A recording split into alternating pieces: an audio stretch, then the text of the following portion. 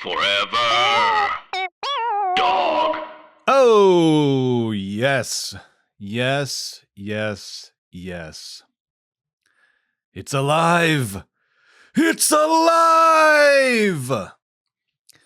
Is what I said this past week when the lemon tree in my backyard finally started producing fruit.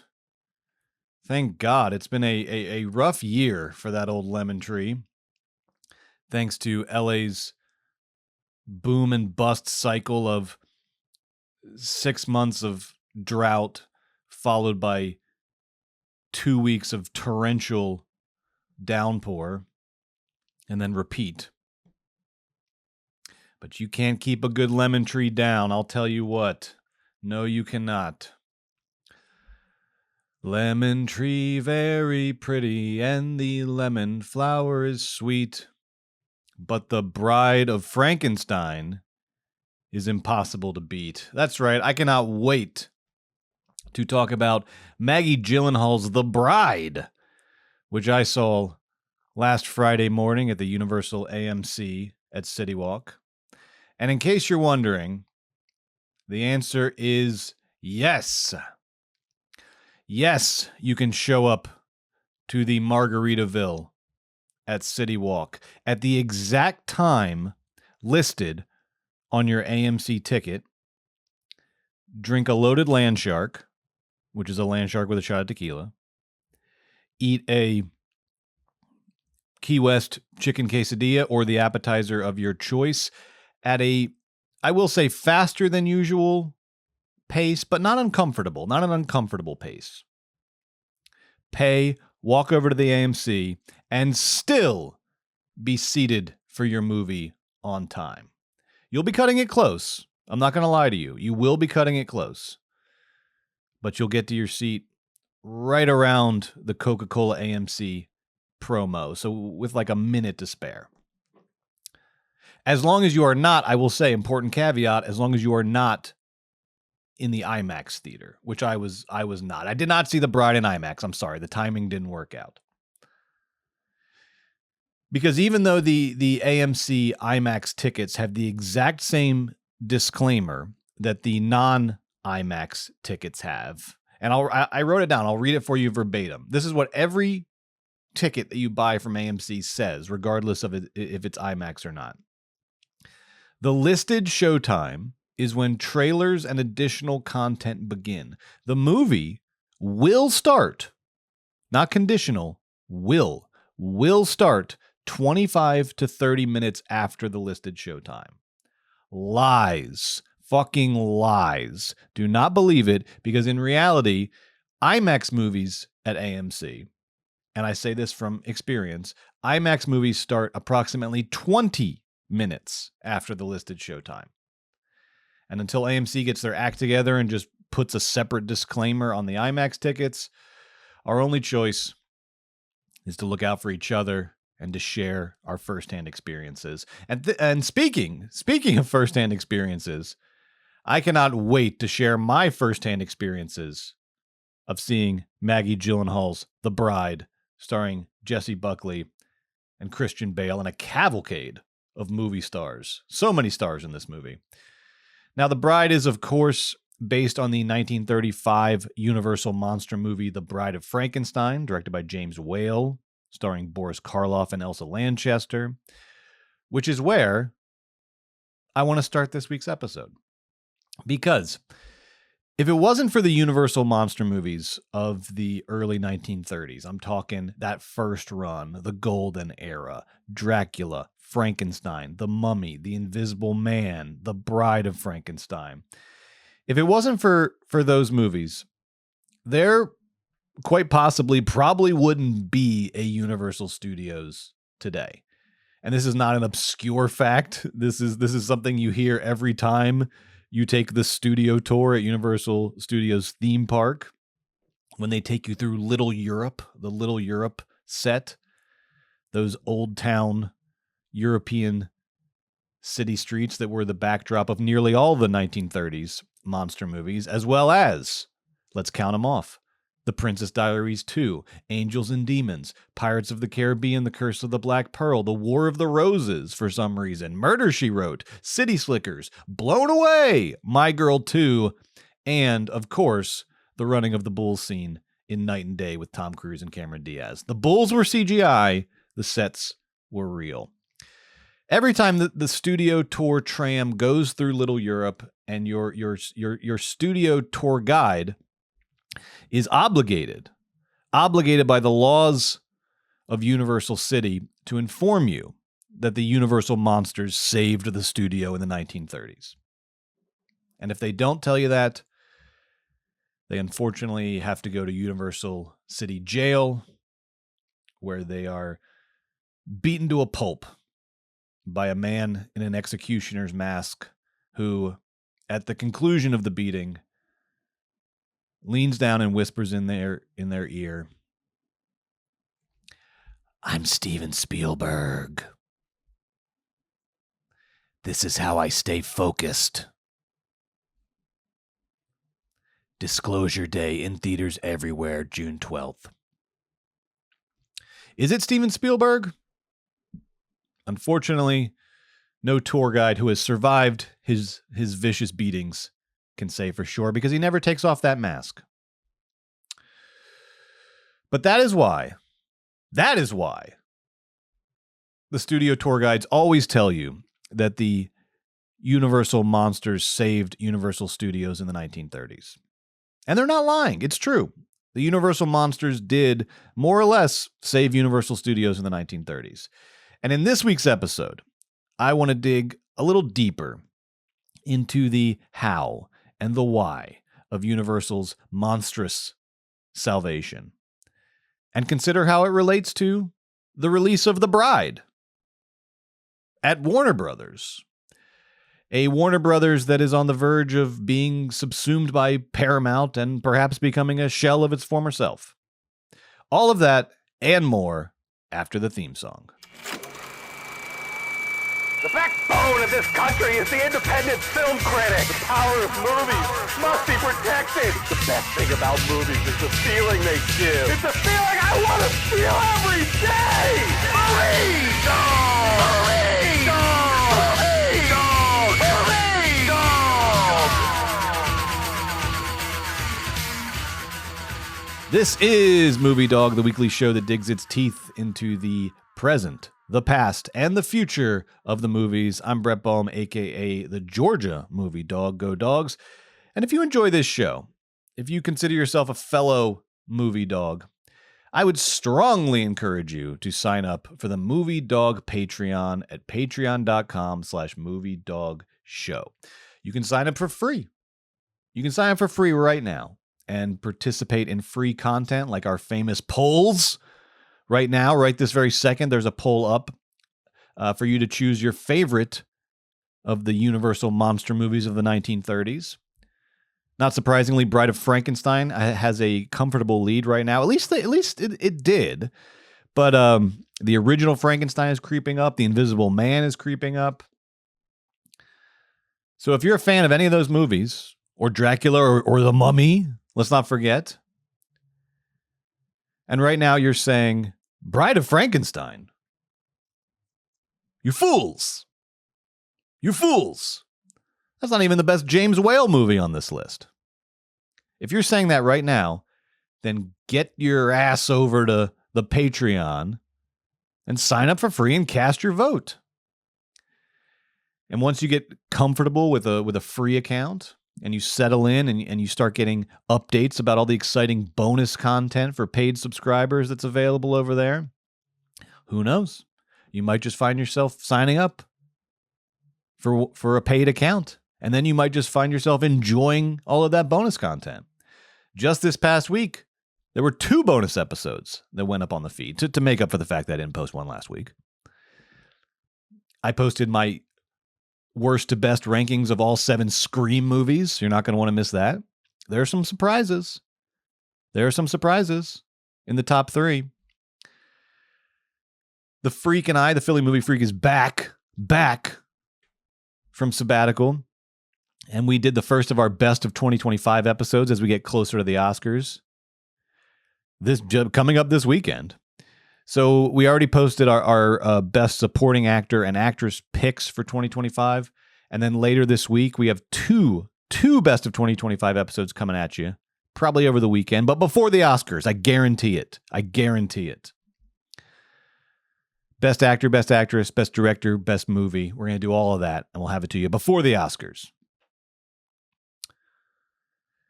And as a special thank you to our paid Patreon subscribers, and I appreciate you so much. You do help this show to keep going, and you just give me encouragement and confidence in the show, which I really do appreciate. As a special thank you to you, this is something I've been meaning to do for a while, but I'm going to go back this week and take the entire sort of back catalog of the Movie Dawg universe. So that's Movies Baby episodes. That's, I think Weekend at Bergman's episodes are already behind the paywall. But all the old Movies Baby episodes, I'm going to take those off of the public feeds, and they will only be available on the Patreon. So if you're a real movie dog and you want the full experience, the full back catalog, all the bonus episodes, make sure you sign up for the Patreon at patreon.com/moviedogshow. And your financial support does directly help us to keep doing this show. So I really, really, really appreciate it.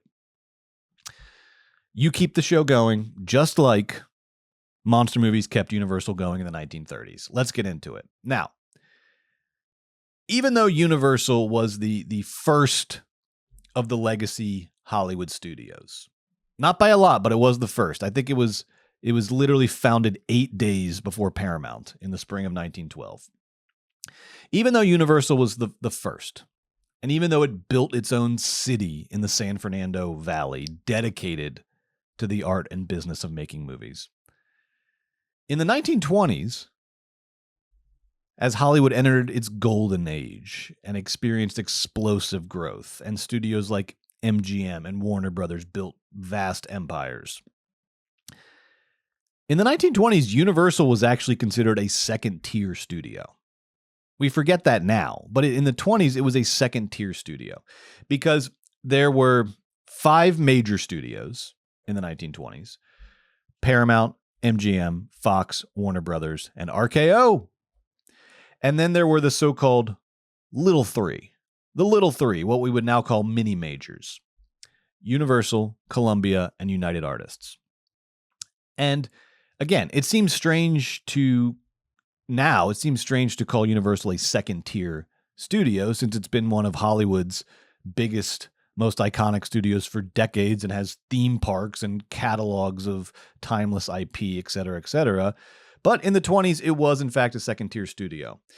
And not because it couldn't compete with the 5 majors if it wanted to, but because studio head Carl Laemmle was more comfortable as a business practice in the second tier. Laemmle was the most risk-averse of the early studio heads, and he made 2 specific decisions that kept Universal out of the majors. First, the 1920s and 1930s, the golden age of Hollywood, was the era of vertical integration, meaning that the major studios owned every aspect of the filmmaking process from production to distribution to exhibition. So they didn't just make and distribute movies like the major studios do today.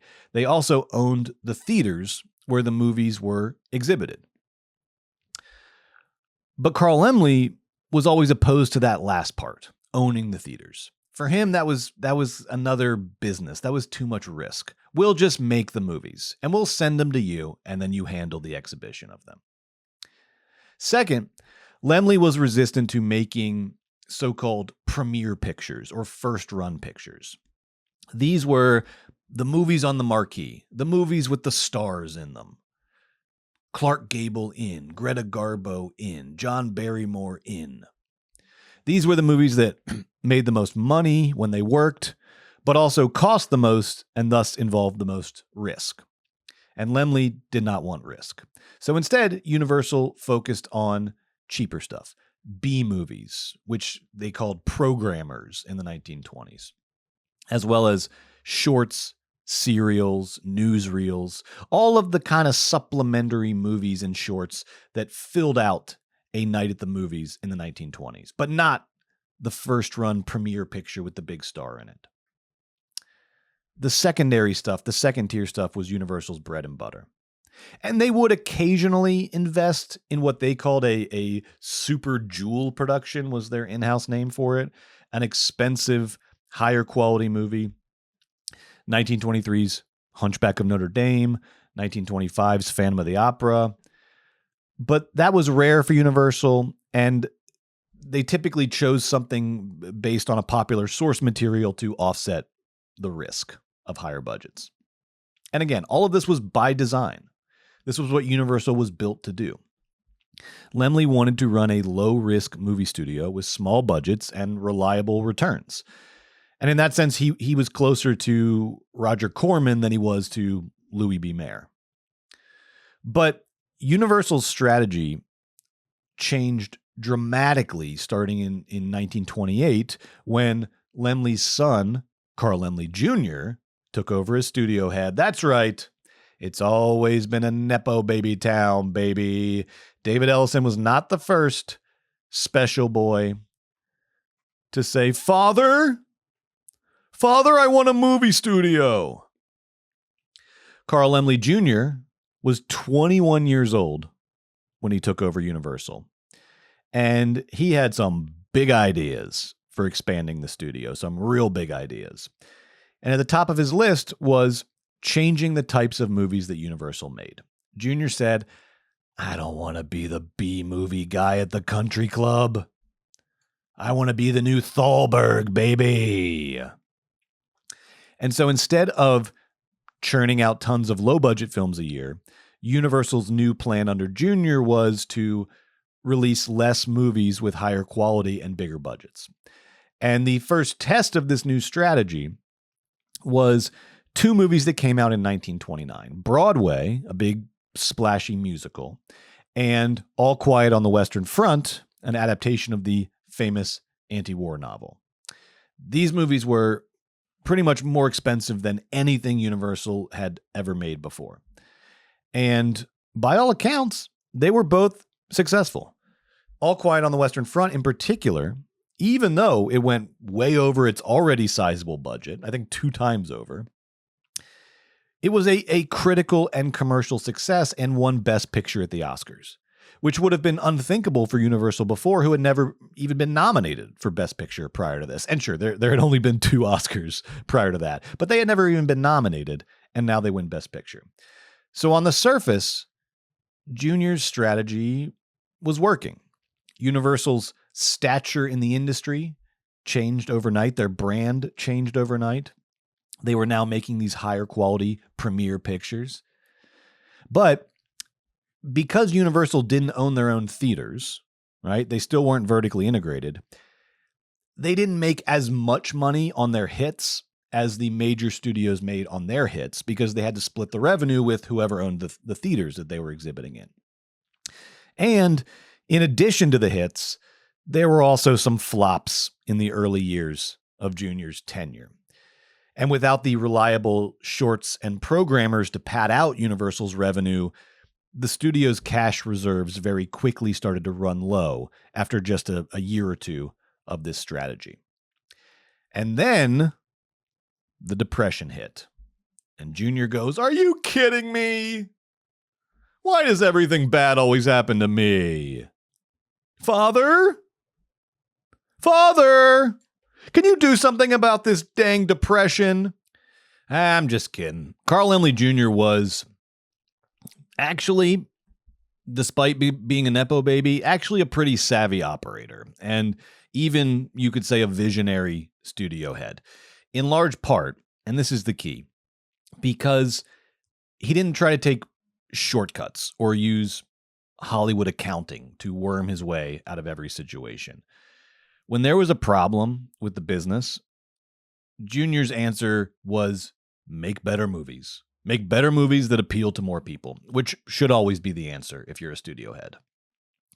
But what did better movies mean in this case? Because here was the problem that Carl Laemmle Jr. had to solve, and he had to solve it quickly. Universal could not keep making All Quiet on the Western Fronts. they'd run out of money.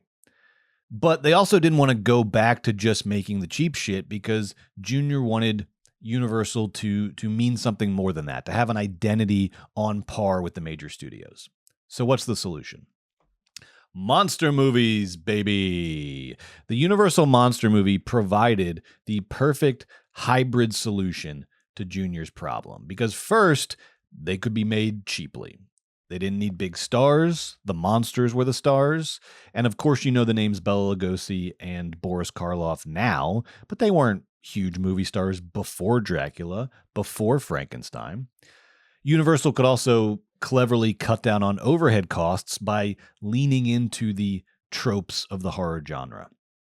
Darkness, shadow, fog. These things look amazing. They're great for mood. They also allow you to build half a set instead of a full set because you can conceal the half that's missing with some well-placed fog and some well-placed darkness. And that's also one of the practical reasons, beyond the aesthetic reasons, one of the practical reasons why German expressionist aesthetics made their way into Hollywood via the Universal monster movies. Because yes, that style looks amazing on screen. It also helps to save on plywood costs, so it's a win-win. But even though the Universal monster movies were cheap, they didn't feel cheap. They had a striking visual style. They had compelling performances. They were well directed, well conceived. They were creative. They were detailed. They were a level above the programmers that Universal was previously making in the 1920s. And this is how Universal's house style emerged in the 1930s, how their brand emerged. They became the horror studio, not because they spent a lot of money, but because they responded creatively to financial restrictions. And it was a risk. It was a huge risk. It all makes sense in retrospect, but at the time, the reason why Carl Laemmle Jr. was able to option Dracula in 1930, when the walls are closing in on Universal, is because nobody else wanted it. None of the major studios wanted it. Paramount flirted with the idea of doing a Dracula movie, but it was ultimately shot down by studio executives who thought it was too weird, it was too provocative for American audiences. Not to mention that the other major studios already had their signature house styles. MGM was the dream factory. Big stars, luxury, lavish sets. Warner Brothers, on the other hand, was doing more gritty stuff, more realistic stuff, etc., etc. Horror was there for the taking in 1930, and Carl Laemmle said, "Give me that." It was a brilliant decision on many levels, in part because it was as much a nod to the past as it was a prophecy of the future, of what audiences wanted moving forward. Because Universal had dabbled in horror throughout the 1920s, the aforementioned Hunchback of Notre Dame, Phantom of the Opera. So they already had some institutional know-how about how to churn out horror quickly and effectively. But Hunchback and Phantom were those super jewel movies, as Universal referred to them. The rare case where Universal had spent a lot of money on movies in the 20s. And they couldn't do that with Dracula. They had to do Dracula on the cheap.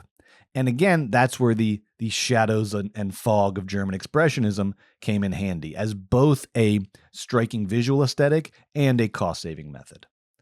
American audiences, Paramount was right, in a way. They had never seen anything like Dracula or Frankenstein before. But where Paramount was wrong is that audiences wanted to see things like Dracula and Frankenstein. These shocking, exciting, cathartic horror movies that showed up right at the beginning of the Depression and immediately found huge audiences. Their novelty was the key to their success. And Carl Laemmle Jr. saw that when no one else did. And he capitalized on this moment, to his credit, with the desperation of a hungry animal. He knew that Dracula was going to be a hit as soon as he saw the first cut, and so he greenlit Frankenstein before Dracula even came out. They were in production on Frankenstein as Dracula is coming out in theaters. And then he requested a new ending to Frankenstein that allowed for Henry Frankenstein's survival, because he said, "Baby, we're doing sequels. We are doing sequels on sequels of Frankenstein, so you need to keep that little doctor alive. He was pulling all the levers behind the scenes to get the most out of Universal's big monster moment. And it saved the studio. It really did. It totally saved the studio. Universal was the only studio of the so-called Big Eight. That's the 5 majors and the little 3. The only studio of the Big Eight that showed financial growth in 1931 over 1930, posting profits of $400,000. Every other studio in town did worse in 1931 than it did in 1930, which is understandable because the Depression had just hit. And what that meant for the major studios is that their former strength, owning their own theaters, suddenly became a weakness because overall attendance was declining in the early years of the Depression. Understandably, people had less money. And they were also in the middle of this expensive upgrade where they were having to modify all of their theaters to accommodate talking pictures, to accommodate sound. So the major studios suddenly had this albatross around their neck that Universal did not have. And so over the course of just 1 year, Universal went from aimless and out of money to a new kind of Hollywood studio. Sleek, modern, efficient, scary. And it not only got them through the Depression, it also set them up to become one of Hollywood's most iconic studios for the next 90 years and counting. But of course, it wasn't just because of Carl Laemmle Jr. It's never just because or even mostly because of the person at the top.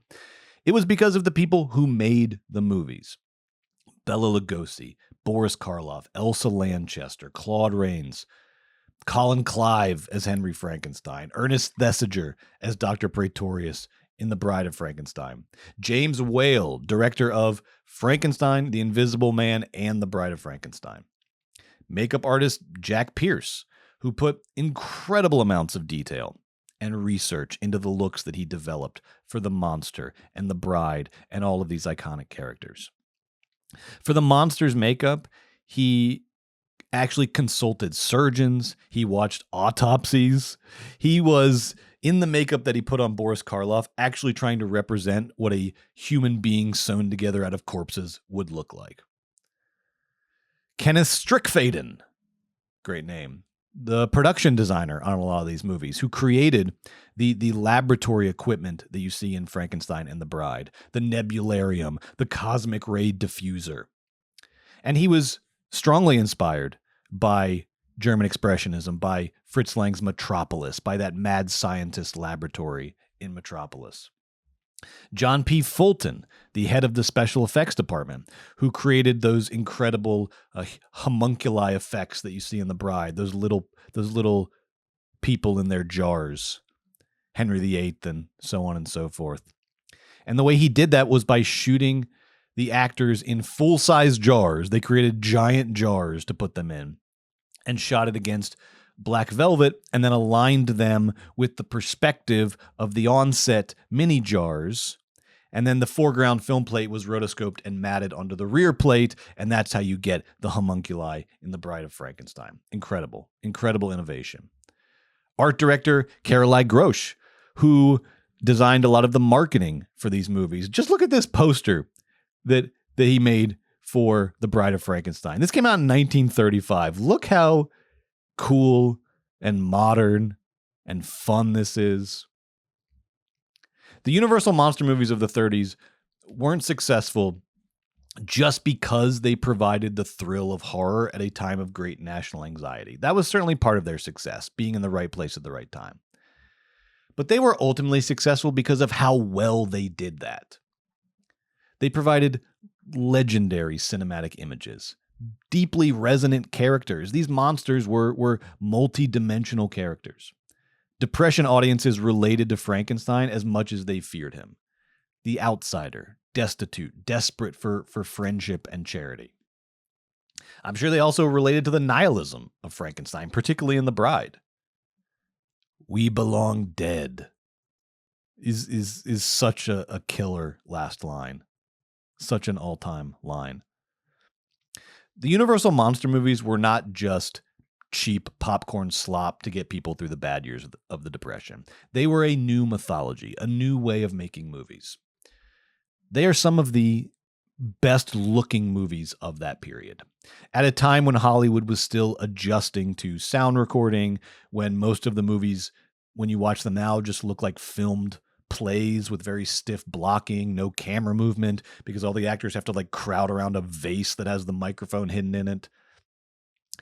In contrast to that, Dracula and Frankenstein have a mood and an energy to them that sets them apart from a bill of divorcement or whatever.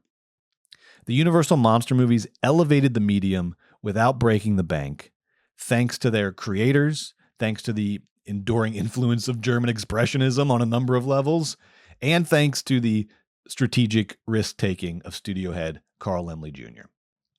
Now, bit of a sad footnote here.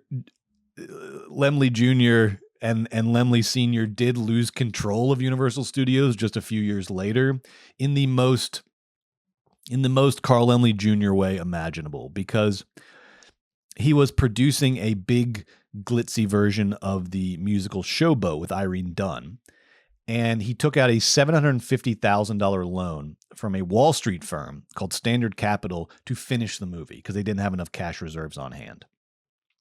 And he did this because he was convinced it would be a huge hit. It put them in a very precarious position because if they weren't able to pay the loan back in time, I think it was 90 days, then Standard Capital had the option to buy Universal Studios.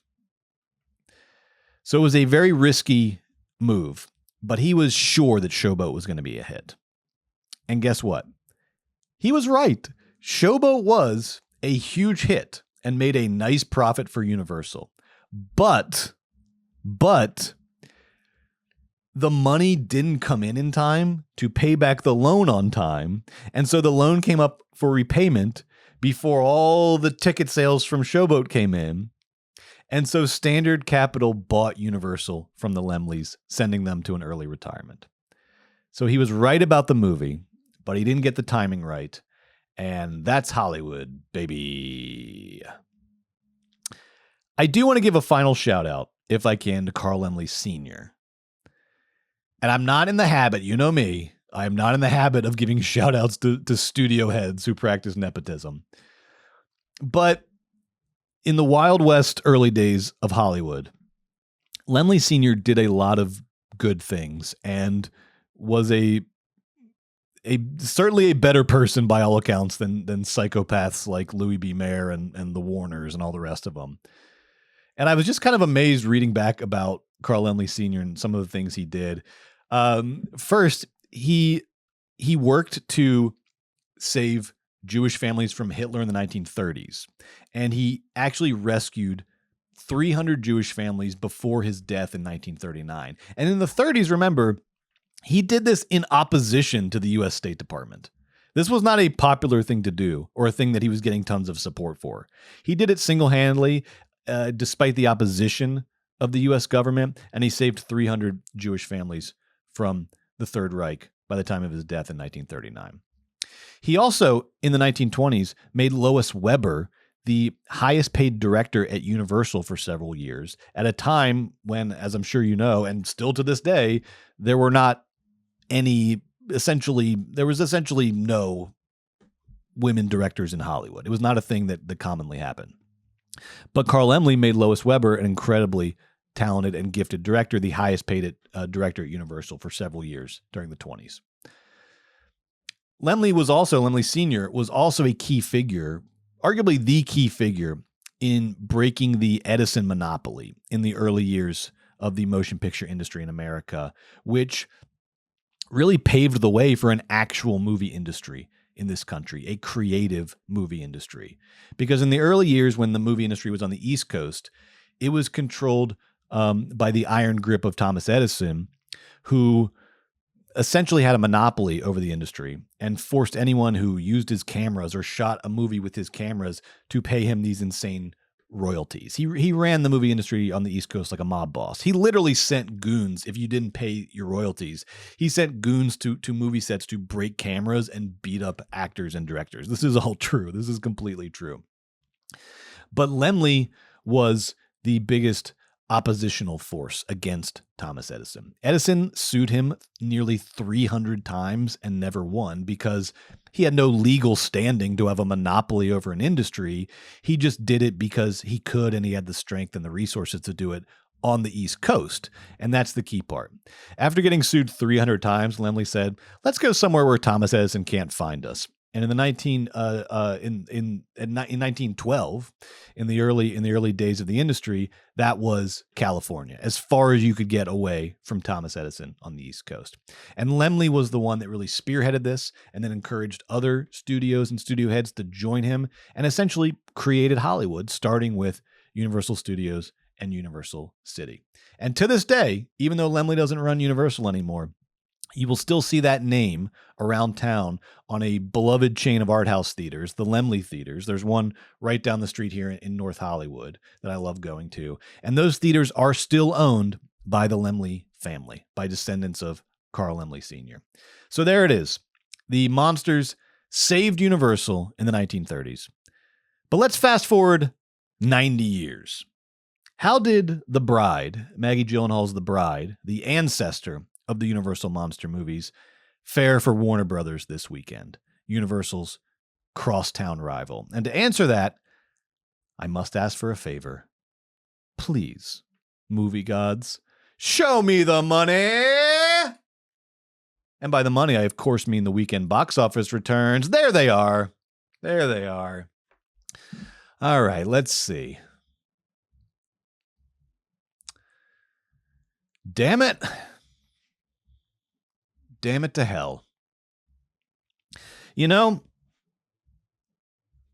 there are times in life when you just have to acknowledge how out of step you are with whatever you want to call it, mainstream culture, the world at large.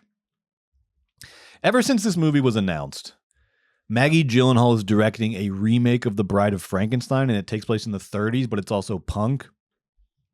I have been anticipating this movie like the birth of a child. And if you've been listening to this show long enough, you'll remember that I drafted The Bride on my movie fantasy team last year, but it didn't end up coming out last year. So in a way, The Bride really fucked me, but did I turn my back on The Bride? No, I did not. Never. Never in a million years. I have been waiting for this movie with bated breath, and I would have been at that first Friday morning screening, regardless of whether I had to review it for this show or not. I could not wait to see The Bride, is what I'm trying to tell you. But based on these numbers, based on what I'm looking at, the rest of the world could give a flying fuck about The Bride. In part because they were too busy lining up for Hoppers, Pixar's Hoppers. The Bride only made $7.2 million domestic opening weekend. Oh boy. Plus $6.3 international for a worldwide opening weekend total of $13.5 million on a Warner Brothers approved budget of about $90 million. That, unfortunately, is a certified flop. That is the biggest flop of the year so far. And all the Instagram movie accounts that revel in flops, but also lament the death of movie theaters, are having an absolute field day with this one, detailing the depth and breadth of the flop. Meanwhile, Hoppers, the latest Pixar movie, raked in $46 million domestic and $42 million internationally for a worldwide opening weekend of $88 million. That's the biggest debut for an original animated movie since Pixar's Coco in 2017. So the biggest debut for an original animated movie in nearly a decade. And I've said it once, and damn it, I'll say it again and again until I have to sell this microphone on Facebook Marketplace to pay off the debt of living honestly in the year 2026. We have a crisis in this country, people. We have a real growing crisis. A crisis of infantilization.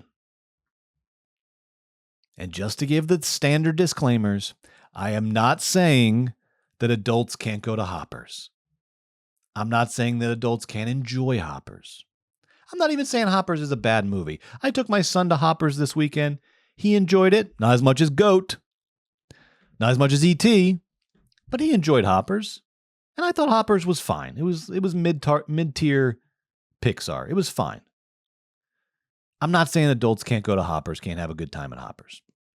What I am saying, with everything inside of me, is that adult moviegoers should not exclusively be going to Hoppers and movies like Hoppers.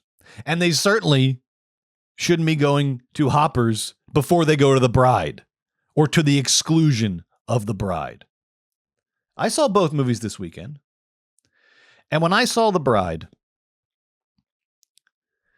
the general reaction from the other adults in my theater ranged from apathy to what? What the fuck? What is this?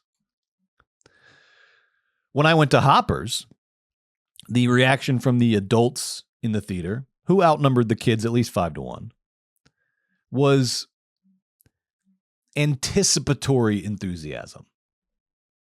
They were reacting before the beats. They were reacting like they were on the Pixar payroll. The adults at my Hopper screening were giddy over the most functional of cinematic beats. They were giddy over stuff that was phoned in. There's a moment in Hoppers where the beaver robot is trying to figure out where to go in the forest. Well, where do I go? Where do I go? Where's this thing I've got to find? And he sees that a spider has woven a right arrow into her web because all of the animals are sort of teamed up. They sort of work together more or less in the forest. And so this spider is telling the beaver, you go that way. And the beaver goes, oh, thank you, and goes that way. And then the shot stays on the spider. And there's another spider that kind of walks down the web and into frame.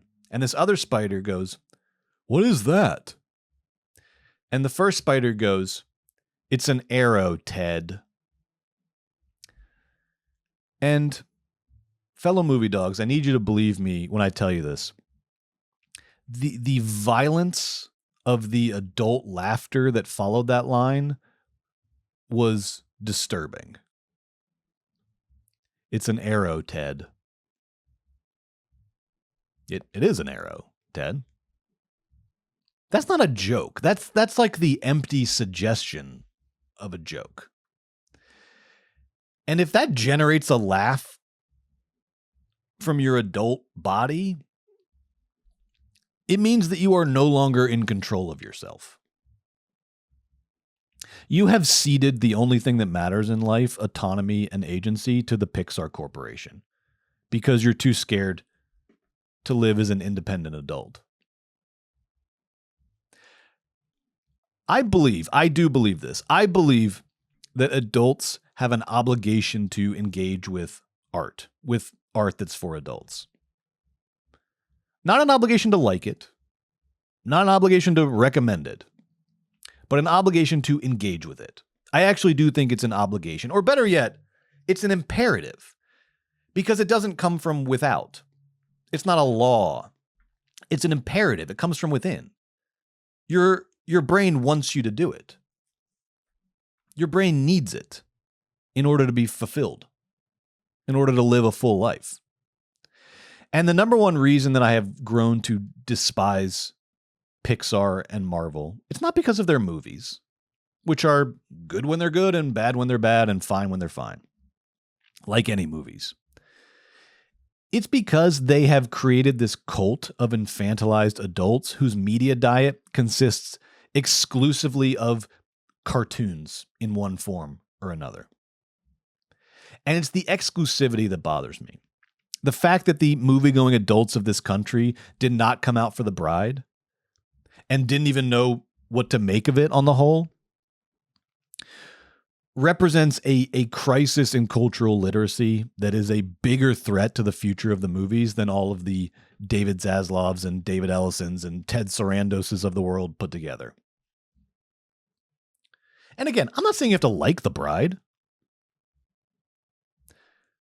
but it is, in every sense of the word, a singular cinematic event, and it's your responsibility to engage with it. But instead, you escaped into hoppers and laughed emptily at the merest suggestion of a joke. And one more thing for all the Pixar adults out there. And again, when I say Pixar adults, I don't mean adults who see Pixar movies or adults who enjoy Pixar movies. I mean the cult of Pixar. You know what I mean. And also, I'm speaking to people who I'm almost certain don't listen to this podcast. But to all the Pixar adults out there, just so I'm on record, did you see last week when Pete Docter, the chief creative officer at Pixar, told the Wall Street Journal that the reason why a gay character was cut out of the movie Elio, which came out last year, and I'm taking this from Variety, by the way, I'll quote, Docter told the Wall Street Journal that Pixar didn't want to expose its young audience to things that they weren't ready to see or hadn't discussed with their parents. We're making a movie, not hundreds of millions of dollars of therapy. And also, that sentence doesn't make any sense. You know, the verb is supposed to carry through. We're making a movie. We're not making hundreds of millions of dollars of therapy. Fucking moron. Now, I hate this statement on every level. First and foremost, it's dehumanizing to gay people, obviously. That their very existence would be so alarming as to necessitate therapeutic treatment for others. I also hate that this statement from Pixar pretends to be the absence of a political decision, which is the refuge of cowards these days, particularly in our major industries. We're just making a movie here. I don't want to get into politics, okay? We're just trying to make a movie. When in fact, this is an extreme form of political censorship. This is a political act. It was in the movie. The creator wanted it in the movie. You took it out. That's censorship. That's political. And I also hate this statement because of how condescending it is towards its young audience. I'm the father of a 4-year-old, and I will bet Pete Docter $1 million that if Elio was depicted as gay, my son would be totally fine with it, and no therapy would be required.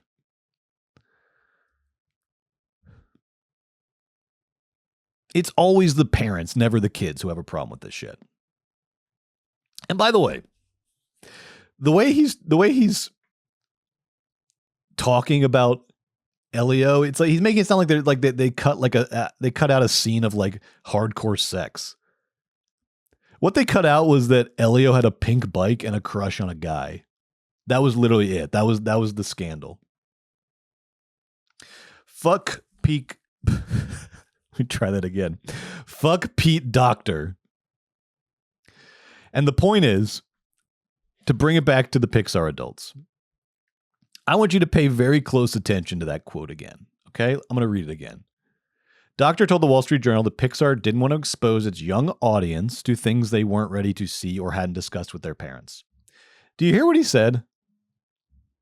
That is the chief creative officer of Pixar telling you in no uncertain terms that Pixar makes heteronormative movies for children. This cannot be the majority of your movie diet. You can watch Pixar movies. By all means, watch anything. Watch everything. You also need to watch The Bride. You need to reckon with movies like The Bride. You don't have to like them, but you do have to reckon with them. And if your initial reaction, let's say you take me up on my challenge, and 5 minutes into The Bride, your initial reaction is, what? What even is this? Don't trust that reaction. Think of it like the way your arms feel when you work out for the first time in a year. You're out of practice. You're not thinking straight yet. You need to watch more Brides. You need to get the muscles working again. But you can do it, Pixar adults. I believe in you. I don't actually. But I'm going to say it for now. I believe in you. And to all the non-Pixar adults out there, to all the movie dogs, to you I say, don't lose heart. Don't lose faith. You are not pretentious. You are principled. You are fearless. And you are honest. Keep doing what you're doing, movie dogs. I knew The Bride was going to underperform. That was the writing was on the wall. I had no idea it was not going to make 10 million domestic.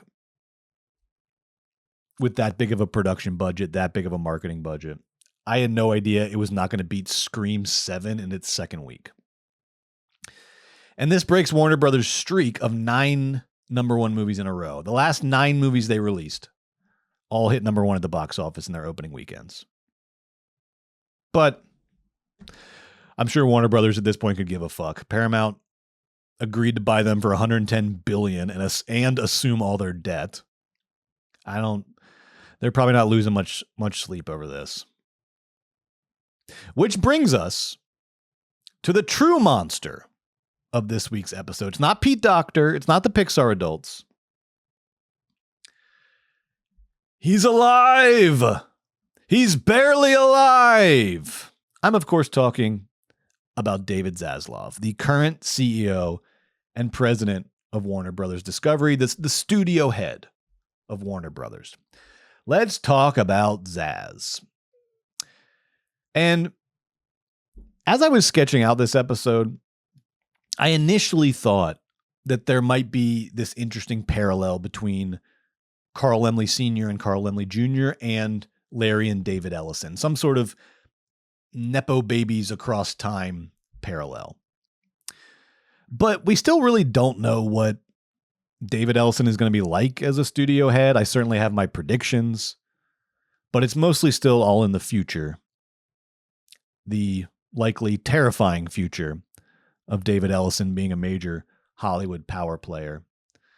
But it's still largely hypothetical, particularly as it pertains to Warner Brothers. And so instead, I found some more compelling parallels between what Carl Laemmle Jr. did at Universal in the early 30s and what Zaz did at Warner Brothers Discovery over the last 3 to 4 years.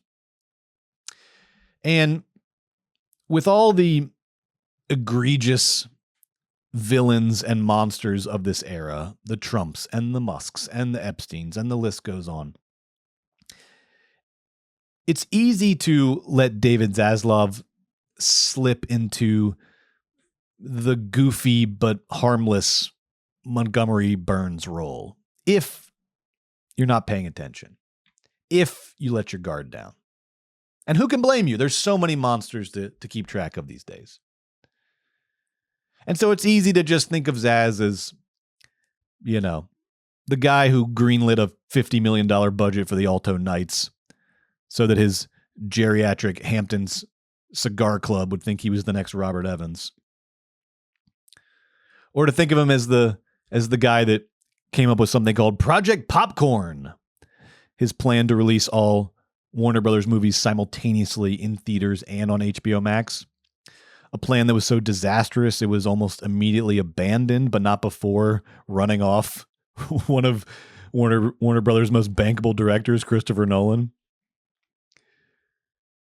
Because there are so many monsters to contend with these days, it is tempting to just think of Zaz as the Project Popcorn goof or the Alto Knights clown. But as this Warner Brothers sale develops and reveals itself, Zaz has reminded us of who he is and has permanently etched his name in the history books as one of the great villains of Hollywood. Someone who enriched themselves to an absurd, unimaginable extent while contributing nothing to the creative life of the medium, and in fact detracting quite a bit from the creative possibilities of the medium. Zaz was bad for the movies. He was terrible for the movies, and he got rich for it. He got rich for it. Now, to a large extent, David Zaslav was not brought in as head of Warner Brothers in 2022 to be good for the movies, because this is the state of the movie industry in the present day. Zaslav's number one job was to reduce Warner Brothers Discovery's debt obligations. That was his job. When he came in, the company had about $55 billion in debt. And over the course of the last 3 to 4 years, he paid down about $20 billion of that debt by canceling projects, firing people. He didn't have any creative solutions to this debt problem. He just slashed and burned, and he still didn't even cut the debt in half. Prior to the Paramount sale, Warner Brothers was still pretty much in the same financial situation as when Zaz took over, to the point that they had decided, and still are, splitting the company in two, essentially admitting that the whole Warner Brothers Discovery merger had been a failure. And the Paramount sale itself, the thing that's going to make a lot of C-suite people over at Warner Brothers very rich, going to make a lot of board members, a lot of stockholders very rich, the thing that Zaz is taking a victory lap on right now, he didn't even engineer the Paramount sale. It just fell in his lap. It was just a complete stroke of luck that the Ellisons decided they wanted to go studio shopping at the exact moment that Zaz realized he had no idea what to do with Warner Brothers. So then why? Why in the hell is this failure of a studio head poised to make, and I kid you not, $500 million personally as a result of Warner Brothers' sale to Paramount, which is on top of the $470 million that he's received in compensation since 2019 as an executive of Discovery and then Warner Brothers Discovery. This sale will make David Zaslav a billionaire. Why? Why? The literal answer is that his 21 million shares of Warner Brothers stock will immediately vest upon completion of the sale. And in fact, he just last week sold $114 million in stock when a window opened up in which he was allowed to do that following the company's annual earnings report. That's probably in case the sale to Paramount doesn't pass regulators. So that's literally why. But I mean morally. Morally, why? Why is this the world? How did we get to this point where the financial compensation for one's work is so grossly, disgustingly detached from the actual value of that work in a societal sense? How did we get this far off? And we haven't even gotten to the most monstrous part of the sale yet. Because Paramount is buying Warner Brothers instead of Netflix, it is estimated that around 6,000 people will lose their jobs. This is because Paramount is buying a redundant business and massively increasing their debt obligation. Their only choice is going to be to lay off people in vast numbers, and they have admitted to that through various euphemisms. Cost reduction, et cetera, et cetera. If Netflix had bought Warner Brothers, they claimed that no jobs would be lost, no layoffs. And even though I don't trust Netflix as a general rule, in this case, the logic of the argument makes sense. They were buying a supplementary business. They are not like Warner Brothers. They were buying Warner Brothers to expand into new realms, film distribution, namely. Theatrical distribution. So there would be no reason to lay off people in vast numbers because they need those people at Warner Brothers to continue doing their jobs if they had bought Warner Brothers. But instead, Warner Brothers sold to Paramount, essentially telling 6,000 of their employees, sorry. Need a new yacht, fuck you. So how did Zaz break this news to his employees? Leaked audio from a company-wide meeting last week reveals not well. He did not break it to them well or tactfully. Because after spending months personally arguing in favor of the Netflix deal, which he said was the superior deal, not even because of the actual price tag, but superior in every sense. After saying that for months, he did a total 180, because now he has to do a total 180. He told them, together, meaning Paramount and Warner Brothers, together we can be a great company. It's not easy, but we're getting bigger and we're getting stronger. And you guys are the envy of everyone in this business. That's what he said to a workforce that was about to lose 6,000 jobs. We. He also told them in a bizarre moment of candor, the deal may not close. This is a direct quote. The deal may not close.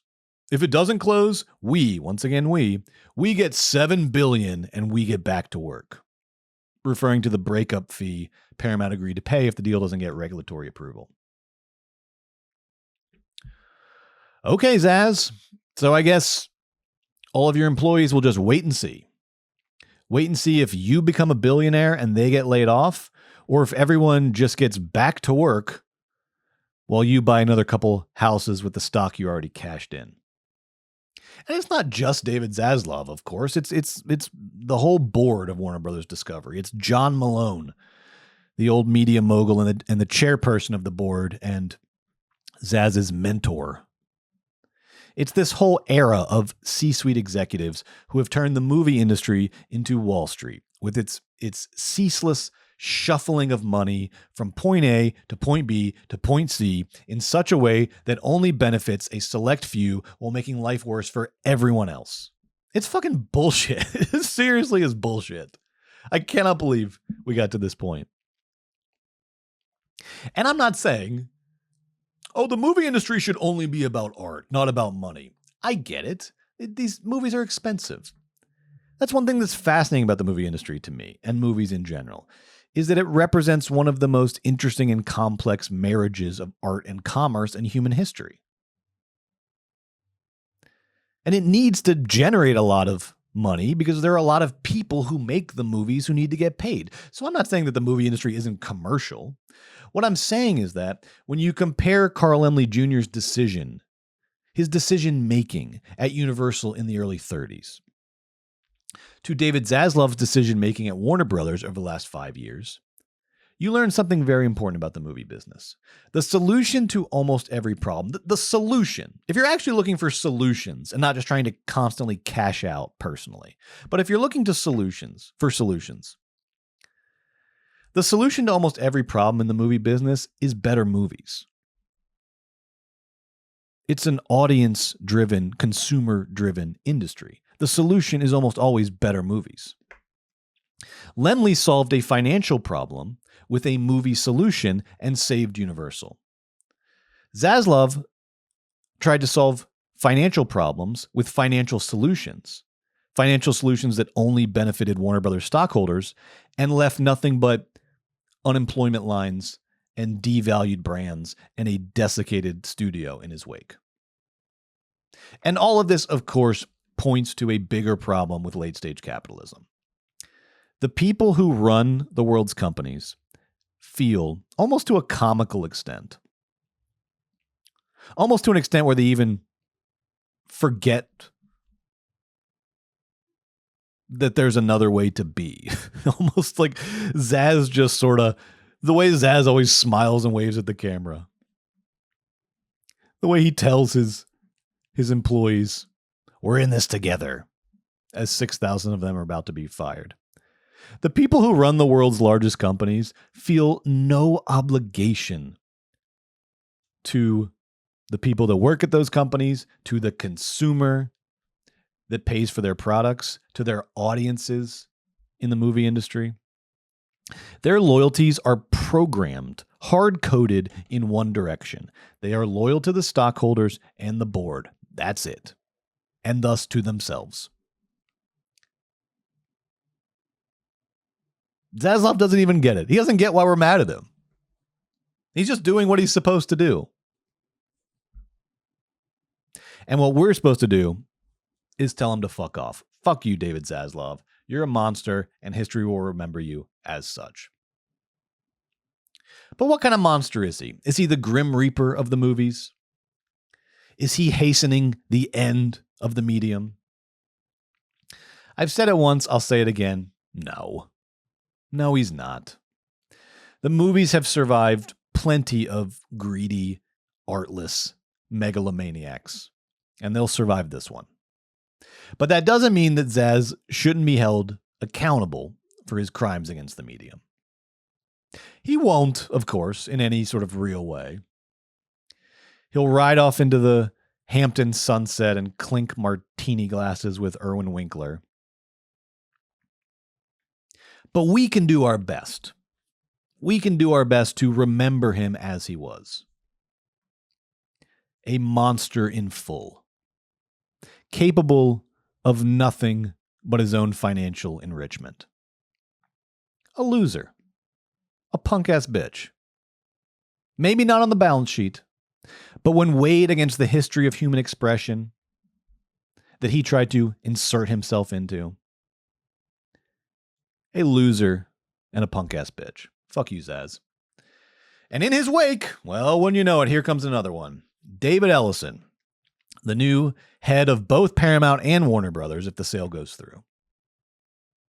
David's going to have even bigger financial problems to solve than Zaz did. And less experience with which to solve those problems. Will he find movie solutions to financial problems? The only permanent, meaningful solution in the movie business? Probably not, because so far all he's been talking about is tech solutions and financial solutions, aka massive, massive layoffs. So probably not. Probably not.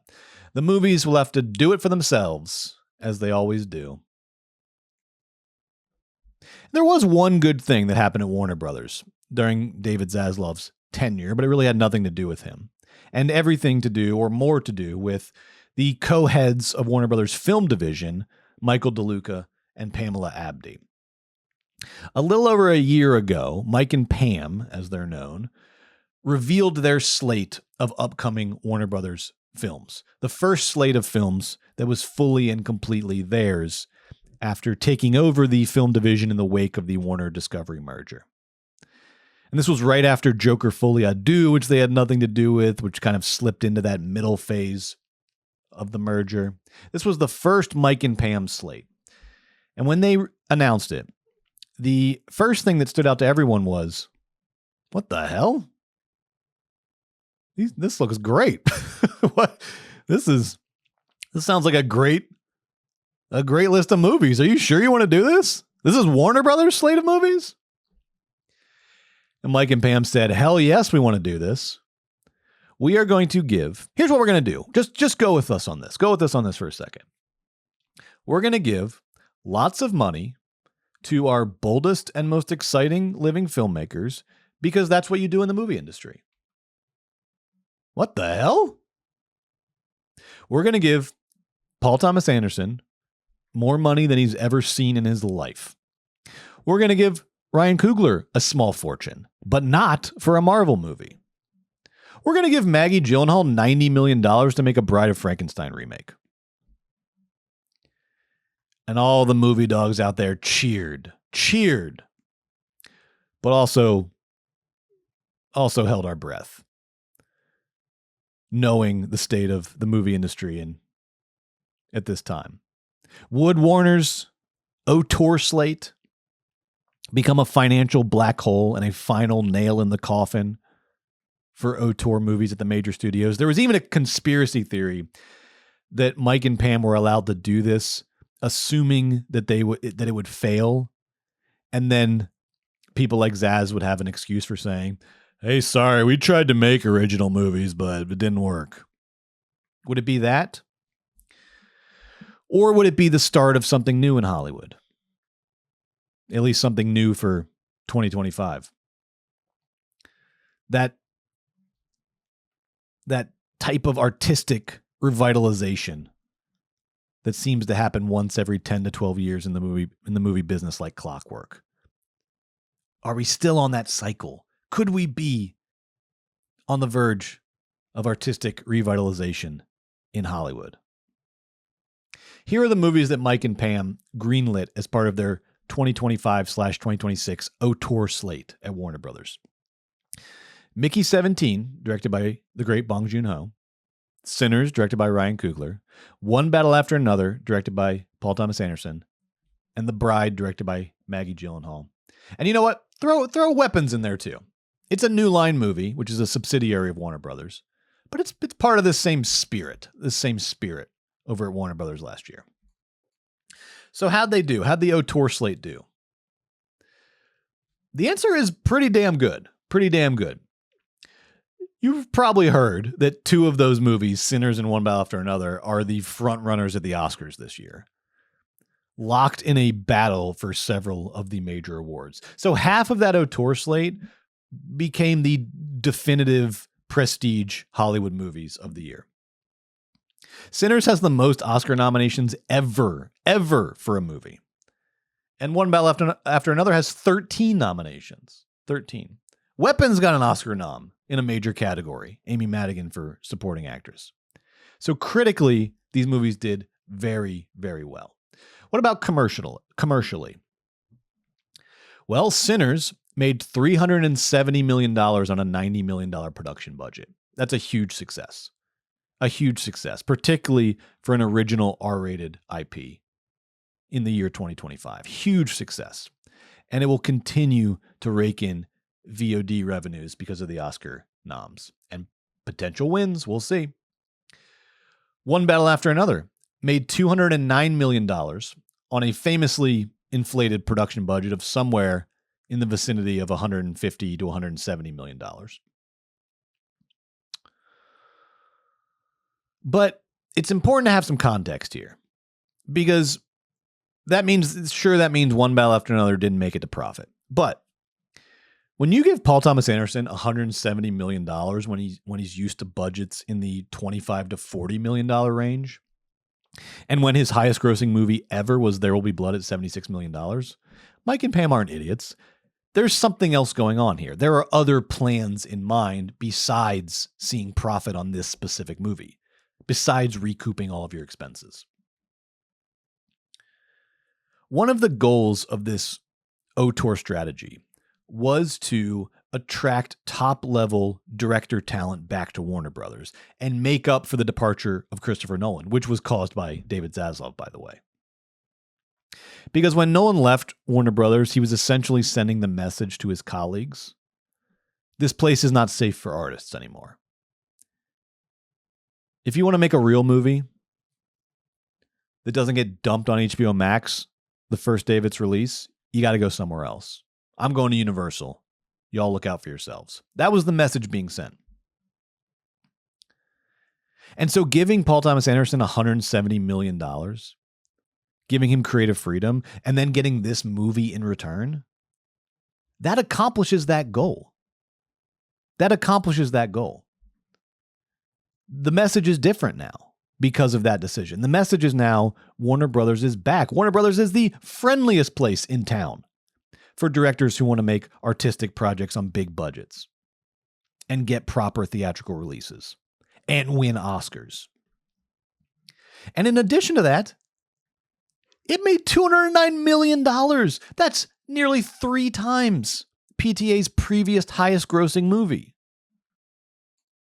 So did it see profit? No. Did it accomplish its business goals? Hell yes, it did. And then some. Weapons, huge commercial success. $270 million box office on a $40 million budget. Mickey 17, not great at the box office. $133 million worldwide on a $118 million budget. But again, that's Bong Joon-ho's second highest grossing movie ever behind Parasite. That's his highest grossing English language movie ever. And in my opinion, it's his worst movie. It's not bad, but it's his worst movie. And again, it sends the message: Warner Brothers is a safe place for auteur directors. The Bride. Okay. It's not fair. It's not fair to Maggie, but it is a bomb. In my opinion, the only true bomb in this group. But that's going to happen. That's going to happen with any kind of slate, certainly with an auteur slate. Still an incredible batting average overall. And B, fuck the world for not coming out for the movie. It's not Maggie's fault. So overall, Mike and Pam's auteur slate, huge success. And if you don't believe me, watch the Oscars this weekend. They're all over it. But does it change anything? Where does it go from here? What happens next? How do you build on this if you're Warner Brothers? How do you continue to make this strategy part of your identity, part of your vision? Because this is just the first year of it. Who knows where it could go from here? But the unfortunate answer is that was probably the end of that. Will David Ellison even retain Mike and Pam when he takes over Warner Brothers? Will he greenlight another auteur slate? Probably not, considering that after the merger, Ellison will be saddled with approximately 79 to 90 billion in debt. Why the fuck did he even purchase Warner Brothers? Why did they sell? Why not just commit to a plan and see it through? You lazy, greedy psychopaths. Fuck you.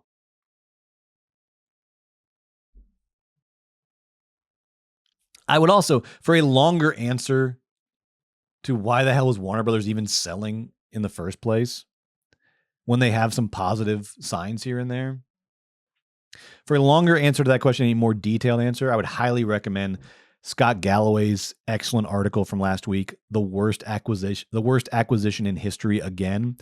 I will post a link to it in the show notes, or you can just Google it. Great article with a lot of detail. But for now, the short answer to this question, why is Warner Brothers even selling in the first place? The short answer is that for people like David Zaslav, the movie business isn't about making popular and profitable movies anymore. It is Wall Street, because everything is Wall Street. It's about moving money around until you can jump ship and make a fortune off your failures. But the good news is, the bright side is, the miracle of the movies is how they continue to survive year after year, despite the best efforts of people like David Zaslav to destroy them. For the time being, though, The Bride does represent the end of a very specific era at Warner Brothers. So what about the movie itself? Let's get to the main event of this week's episode, Maggie Gyllenhaal's The Bride. The Bride is written and directed by Maggie Gyllenhaal. It stars Jessie Buckley and Christian Bale as the Bride and Frank, Frankenstein's monster, respectively, alongside Peter Sarsgaard, Annette Bening, Jake Gyllenhaal, and Penelope Cruz. Star-studded cast, people. The film draws inspiration, of course, from the 1935 film Bride of Frankenstein, which itself was based off like a little anecdote in Mary Shelley's 1818 novel Frankenstein. The DP is Lawrence Shear, who coincidentally also shot Joker Folie à Deux, which The Bride is drawing, in my opinion, drawing some lazy comparisons to. I think The Bride is a lot more than that, obviously. And I have to mention it one more time because this is also interesting. The composer of The Bride, Icelandic composer Hilda Guðnadóttir, also did the score for Joker Folie à Deux. Okay, so I don't know. Maybe people have a point here with the parallels. But to me, these are very different movies. I understand like the shape of the parallel, the character dynamic between Harley Quinn and Joker, the character dynamic between The Bride and Frank. But don't compare The Bride to Joker Folie à Deux. There is so much more energy in the filmmaking, so much more enthusiasm in the filmmaking. Oh, I'm starting to give away my review. I'll stop there. Fuck Joker Folie à Deux. We're not talking about it anymore. Fever Ray, the great Fever Ray, aka Karen Dreyer, the Swedish experimental art pop maestro, was also a member of The Knife. Fever Ray recorded 2 original songs for the soundtrack and appears briefly in the movie, looking amazing, sounding amazing. So that's who made it. Those are the creatives. But what are people saying about The Bride? Well, as I'm sure you've seen, the critical response has been wildly divided, wildly split. The Bride is a divisive movie. Some people hate it. Some people love it. And often when there's a divisive movie, I find myself just falling kind of in the middle, because the reason that it's divisive is there are things that work and things that don't work. And so for me, the net result ends up being 3 stars, 2.5 stars. But with The Bride, I am loudly and proudly part of the divisiveness because I loved it. I loved The Bride. I thought it was great. I thought it was great as a movie, and I thought it was even better as a theatrical cinematic experience in the year 2026. And I didn't even see it on IMAX.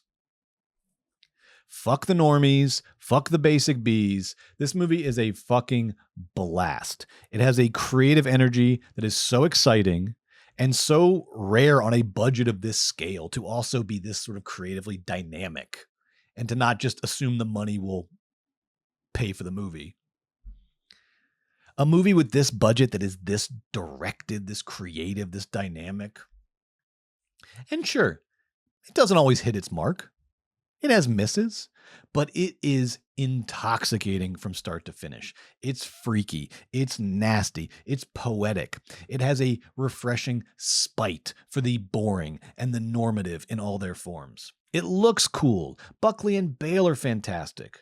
They're having a nonstop freak off the entire movie. And I don't mean a Puff Daddy freak off. I mean like a Juilliard freak off.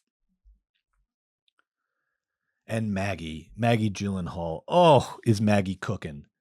Oh, Maggie is cooking in this movie.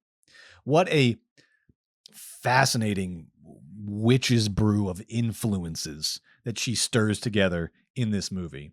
It is punk. It is cabaret. It is gothic. It is boardwalk empire. It's Hollywood golden age. There are so many little golden age tropes chopped up and tossed into this movie. Fred Astaire, Ginger Rogers, The Thin Man, His Girl Friday. It's like watching TCM on shrooms, this movie. And ultimately, I love it because The Bride is Maggie Gyllenhaal saying, yeah, I'm probably, even if this thing's a hit, it's what Francis Ford Coppola said to Paul Thomas Anderson after he made Boogie Nights. You're probably never going to get this opportunity again. This amount of money, this amount of creative freedom. And sure enough, it wasn't until one battle after another, 27 years later, that he got that much money. Likewise, this is Maggie Gyllenhaal saying, yeah, I'm probably never getting $90 million again unless I do like franchise IP. But I'm probably never getting $90 million again to do a Bride of Frankenstein remake with basically total creative freedom. So I'm going to put it all in this one, baby. I'm going to let it all hang out. Live free or die, motherfucker. I'm doing it all in The Bride. And the influence that I want to really focus in on in this review is, on the one hand, the most obvious influence, but on the other hand, I think is getting a little overlooked in the critical reception to this movie because there are so many other things going on. The punk of it all, and the cabaret of it all, and so on and so forth. But as I thought more about The Bride and what I liked about The Bride, I don't think it's a loose remake of Bride of Frankenstein, loosely inspired by Bride of Frankenstein. I also don't think it's a complete reinvention of the Bride of Frankenstein. I think that although it looks different on the surface, The Bride is a true spiritual sequel to one of the greatest horror movies of all time, James Whale's 1935, The Bride of Frankenstein. And I want to focus on 5 things that The Bride and The Bride of Frankenstein have in common as a way of understanding what Maggie Gyllenhaal is doing in this movie. First, Mary Shelley frame narrative. Mary Shelley frame narrative. The Bride of Frankenstein, the original, opens with this shot of a Gothic mansion in a lightning storm. And having seen the first Frankenstein, the audience is assuming, oh, this must be the house of Henry Frankenstein or Dr. Praetorius or their mad scientist laboratory or something. It feels like an establishing shot that exists in the world of the first Frankenstein movie. But as the camera moves in and cuts to the interior, we discover that the house is actually occupied by Lord Byron, Percy Shelley, and Mary Shelley herself. Wouldn't you know it, it's a frickin' frame narrative. And Byron is praising Mary Shelley for writing Frankenstein and then prodding her to, oh, tell us another tale, Mary, another tale of the fantastic and the horrible. It's great. I love it. I love the opening. And James Whale, the director, also had the great idea to cast the same actress, Elsa Lanchester, as Mary Shelley and the bride, which opens up all sorts of interpretations as to the links between author and creation. And Whale himself said that his thinking here was that he wanted the same actress for both parts to demonstrate how horror springs from the dark side of the imagination, how Mary Shelley contains within her the bride. I love that aspect of The Bride of Frankenstein. And so you better believe I was over the moon when Maggie Gyllenhaal's The Bride opens with this high contrast black and white netherworld, some sort of afterlife. And there is Mary Shelley herself, played by Jessie Buckley, narrating the story we're about to embark on. Pump my fist in the air in my seat. I said, Maggie gets it. Maggie gets it. I am so glad that Maggie Gyllenhaal preserved that aspect of The Bride of Frankenstein. And she also, more importantly, made two compelling changes to the way Mary Shelley is presented. First, whereas James Whale gives us this fairly prim and proper Mary Shelley, as you'd expect in a Golden Age Hollywood movie with its traditional gender roles, at least on the surface, Gyllenhaal gives us this demonic, witchy punk Mary Shelley, just twisting and turning in the afterlife. It looks amazing. It sets the tone. It's a killer opening. And second, in Bride of Frankenstein, as much as I love the Mary Shelley opening, the characters of Byron and Shelley, and in my opinion, the movie itself, is pretty condescending to Mary Shelley. There's the focus of the dialogue is, how could such a bizarre and terrifying creation spring from such a dainty figure? Byron literally says, it was these fragile hands, these fragile white fingers that penned the nightmare. And then in the dialogue, Mary Shelley has to explain that Frankenstein is actually a moral tale. And that's why she, as a woman, is justified in writing it. It couldn't just be for the freaky thrill of it all. No, there's a moral to the story. So don't burn me at the stake, please. Whereas Lord Byron can fuck his sister and write about the devil and everyone loves it. Now in The Bride, on the other hand, there is zero accounting for Mary Shelley as the author of Frankenstein. There's no justifying it. Instead, Mary Shelley is literally this spirit that possesses the character of Ida, who becomes the bride, and speaks through her in the movie. It's wildly inventive. And you just have to see the movie to see how Gyllenhaal pulls it off.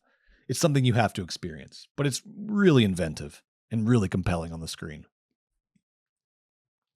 Number two, the second spiritual link between The Bride of Frankenstein and The Bride. Audacious dialogue.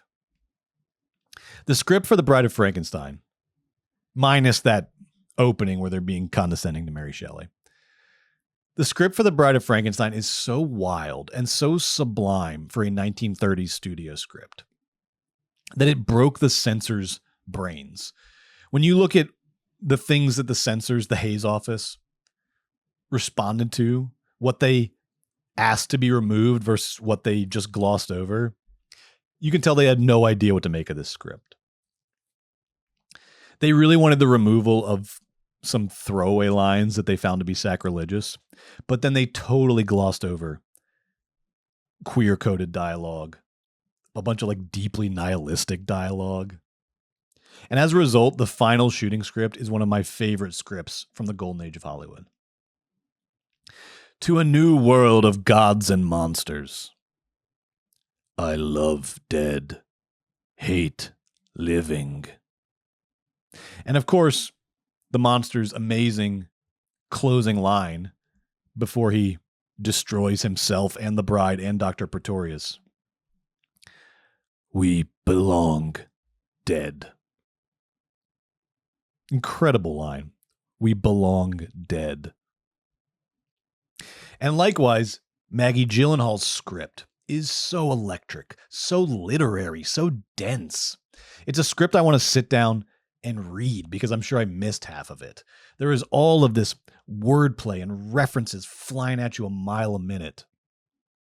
Because whereas Christian Bale's Frank speaks in the sort of stiff monosyllabic rhythms of the monster that you're used to, the bride is like, with the spirit of Mary Shelley inhabiting her, is like frickin' Robin Williams at the height of his Coke era.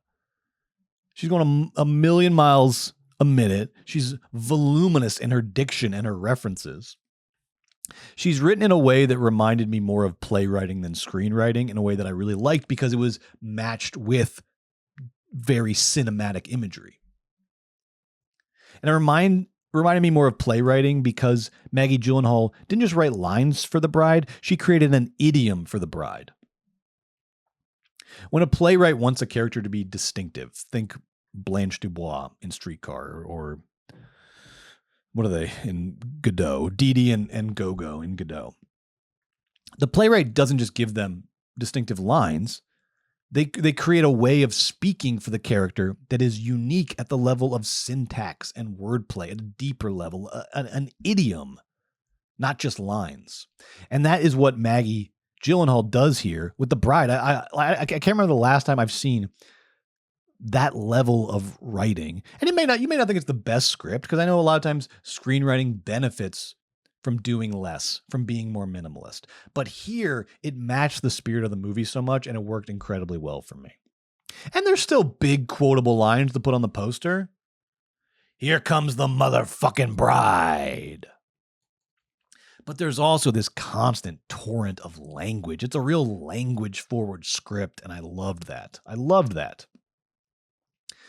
Number 3, the third spiritual link between The Bride of Frankenstein and the bride. Visual spectacle, baby. Oh, visual spectacle. In The Bride of Frankenstein, the big creation scene, when they peel away the gauze and Elsa Lanchester as the bride is revealed for the first time. It's such a powerful cinematic moment because Whale just lets it sit there in all of its glory. He just focuses on the visual spectacle of the moment. There is a good 45 seconds of screen time where the only line of dialogue is Dr. Pretorius saying, "The Bride of Frankenstein," and rolling his R's in a way that I'm not capable of. As though titling this moment, presenting this moment where you are just meant as an audience to marvel at the visual spectacle, to marvel at the medium's capacity for wonder. It's a real moment where the director is just saying, the magic of the movies, marvel at it. To marvel at the bride's hair, inspired by Nefertiti, at the performance of Elsa Lanchester, at the makeup and the clothing the production design. You are just meant to sit there in 1935 in the dark, in the middle of the Depression, and marvel at something that you have never seen before. And likewise, The Bride, Maggie Gyllenhaal's The Bride, puts every penny of that budget on the screen. Every penny of that budget is on screen with some absolutely stunning visuals that, like The Bride of Frankenstein, contain both spectacle and nuance. The Gothic laboratory, the underground clubs of 1930s Chicago, everything looks amazing. But my favorite image in The Bride is that instantly iconic black splatter across her lips and cheek that you see in all the advertising. It is so fucking cool. It is so distinctive. And when you find out what causes it, I won't spoil it, but when you find out what causes it, you'll love it even more. You'll love it even more. It has a place in the story. Number 4, the fourth spiritual link between The Bride of Frankenstein and The Bride. Inherent radicality. Inherent radicality. There has been a lot written about the queer coding of The Bride of Frankenstein. James Whale was a gay man who was really about as out as you could be in the 1930s. It wasn't public knowledge, but it was known around town. And not just the director James Whale. Ernest Thesiger, who plays Praetorius, was gay and brings this glorious camp queer sensibility to his line readings. Colin Clive, Henry Frankenstein, was bisexual or gay, depending on what you read. Elsa Lanchester was in a lavender marriage with Charles Laughton, who was gay. And all of this is recounted in the great movie Gods and Monsters, starring Ian McKellen as James Whale, which you should definitely see if you've never seen it. Makes a great counterpoint to a screening of The Bride and or The Bride of Frankenstein. So there is this undeniable queer spirit and camp sensibility in The Bride of Frankenstein. The question that critics have wrestled with is, to what degree was it like intentional, strategic? The critic Gary Morris wrote an essay entitled Sexual Subversion, in which he argues that Whale was very consciously, very strategically queer coding this movie as an attack on the heteronormativity, or a commentary on the heteronormativity of 1930s Hollywood. On the other hand, the filmmaker Curtis Harrington, who was a close friend of James Whale, argues that that reading is largely revisionist. Harrington says that Whale didn't intentionally, consciously make the movie queer-coded, didn't intend it as any form of protest. He said that Whale is just an artist making art. And Whale's longtime companion, David Lewis, seconded that interpretation. I feel like the truth is probably somewhere in the middle. I do think The Bride of Frankenstein, when you watch it now, feels radical in its inclusion of queer themes and a queer sensibility. But I do agree that it probably wasn't conscious. It didn't have to be conscious on Whale's part. I think that's where I fall. I think it's just who he was. He was an artist making art, and this was part of his artistic vision, artistic voice. It's who Whale was. It's who Ernest Thesiger was. And so I think there is an implicit radicality in the movie because of who James Whale was as a person and an artist. Not because he conceived of the movie as some sort of satirical allegory against the heteronormativity of the studio system, but just because of who he was. It comes through implicitly. And likewise, The Bride, while it has very strong and prominent feminist themes throughout the movie, I loved how implicit those themes were. How much they were in the movie, in the bones and the sinew of the movie. It's the heart of the movie. It's not an agenda pasted on top of the movie. It's the spirit of the movie itself, this implicit radicality. So that it doesn't have to be sort of put overtly in the dialogue. And there's a point where the bride screams, me too, and you can sort of argue how much, how overt that is. But for the most part, it's in the movie. It's in every frame of the movie. Implicit radicality. And I love that. I love when the art itself is radical, as opposed to art plus a message, yoked together in a kind of awkward compromise.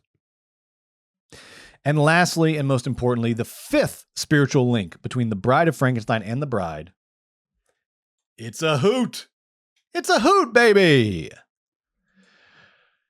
When James Whale was offered the Bride of Frankenstein, he initially refused because he thought, well, I've done all I wanted to do in Frankenstein. Why would I come back for a sequel? But following the success of The Invisible Man, which was also directed by James Whale, Carl Laemmle Jr. said, Jimmy, please, Jimmy. We're the monster movie studio. You're the monster movie guy. You're so good at it. Please direct The Bride. Please, please, please direct The Bride. And Whale agreed on the condition he could also make another movie called One More River that he really wanted to make. Nice deal. Good deal for Whale. And it also freed him up in his direction of The Bride, his approach to The Bride. Because in his mind, he couldn't top the original. He couldn't top what he did with Frankenstein. It's kind of like Tobe Hooper, 10 years later, coming back and doing Texas Chainsaw Massacre 2. Well, I can't top the first one. So what can I do? What's a different angle I can have on that? And to quote James Whale, he said his approach to The Bride of Frankenstein was simply to make it a memorable hoot. A memorable hoot. And that word hoot is so central to the pleasures of The Bride of Frankenstein. The way horror and comedy are combined together. The little homunculi in their glass jars, the camp of it all, the fun of it all, the nasty nihilistic edge of it all. James Whale and his collaborators are truly having a hoot making Bride of Frankenstein, and you can feel it in every frame of the movie. Likewise, Maggie Gyllenhaal is having a frickin' hoot making The Bride. It's the secret of the movie, the secret of what makes it work. Beyond the script and the visuals and the radical feminism of it and the performances. I haven't seen a director have this much fun making a movie in a long time. Have this much excitement for the material. But, and this is the important part, but without being too precious about the material at the same time. The Bride is a riot. It is a spectacle. It is a hoot. I thought it was great. I'm giving it 4 stars, baby. If you picked it on your fantasy team, congrats. 4 stars. Let's go see it. Let's all go see it. I'm going to go see it again. Let's all go see it in theaters this weekend. Because the fact that hardly anybody saw this movie opening weekend, and the fact that seemingly half of the people that saw it didn't like it, to me, that is a symptom of this new era of basicness and cultural illiteracy that we live in. Basicness is the new censorship. What? What? Weird. What even is this? Is the 2026 equivalent of the Hayes Office. Grow up and watch The Bride. It's really not that complicated. It's a freaking hoot. Thank you for joining me for another episode of Movie Dawg. And next week, oh my God, there's another movie based on a Colleen Hoover novel coming out. We're getting one of these a year now. This year we're getting 2. All right. So in 2024, it ends with Us. 2025, Regretting You, which I actually didn't see. I got to go back and watch that. And now 2026, Reminders of Him with Micah Monroe, who I love. And then later this year, we're getting another movie called Verity. Does that have Anne Hathaway in it? Verity. Yeah, Anne Hathaway, Dakota Johnson, Josh Hartnett. And directed by Michael Showalter. Interesting. That's also based on a Colleen Hoover novel. 4 movies in 3 years adapted from Colleen Hoover novels, which means I guess I got to reckon with Colleen Hoover. We'll get to the bottom of this, see what's going on. I also can't wait to see Undertone, which comes out this weekend, a horror movie about a podcast. Apparently, though, it does incredible things with audio horror, which is such a fertile ground for horror. So I'm very excited to see Undertone. Are they blowing smoke again? Is it really as scary as they're saying? I'll find out. I hope that it is. Scare the shit out of me. I deserve it. We also got some great stuff coming out on the Patreon this weekend. 2, not 1, but 2 best of 2025 bonus episodes with the Freak, the Dawg and the Freak. We got to do our best actors of 2025, best actresses, best directors, and our top 10 movies of 2025. And we got to get it out before the Oscars. Right now, our plan is record on Friday and then release ASAP on Saturday or Sunday. So stay tuned for that. I'm hopeful we'll get that done on time. And I will also try to get back on track with next week's Monday episode. Sorry about this week, a little delay. My first priority with these episodes, I really want to make them good for you. I really do want to make them as good as I possibly can. As much as I possibly can, I want to make these episodes good. Because I respect you. I'm a movie dog, you're movie dogs. We got to stick together. I'm trying to make these episodes as good as possible. For you, for the Patreon subscribers. So that's always the first priority. But I also know that consistency is important. It's an important part of this. So I'm going to try to thread the needle and get back on track next week with the Monday episodes. That's it. That's all I got. Thank you for being with me for another episode of Movie Dog. I love doing this. I want to do it forever. And I hope the movies last that long. I think they will. Bye.